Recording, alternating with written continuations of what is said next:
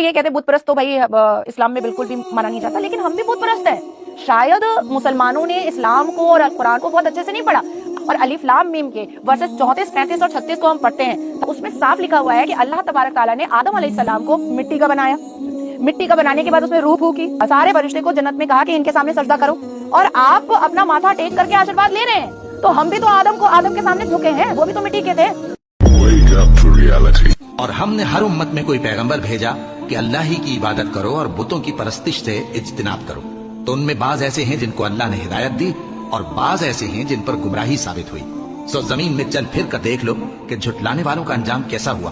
اے پیغمبر صلی اللہ علیہ وآلہ وسلم کہہ دو کہ اے کافرو، جن بتوں کو تم پوجتے ہو ان کو میں نہیں پوجتا، اور جس معبود کی میں عبادت کرتا ہوں اس کی تم عبادت نہیں کرتے. اور میں پھر کہتا ہوں کہ جن کی تم پرستش کرتے ہو ان کی میں پرستش کرنے والا نہیں ہوں، اور نہ تم اس کی بندگی کرنے والے معلوم ہوتے ہو جس کی میں بندگی کرتا ہوں. تمہارے لیے تمہارا رستہ، میرے لیے میرا رستہ.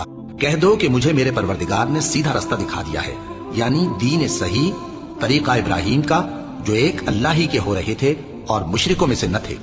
یہ بھی کہہ دو کہ میری نماز اور میری قربانی اور میرا جینا اور میرا مرنا سب اللہ رب العالمین ہی کے لیے ہے، جس کا کوئی شریک نہیں، اور مجھ کو اسی بات کا حکم ملا ہے اور میں سب سے اول فرما بردار ہوں.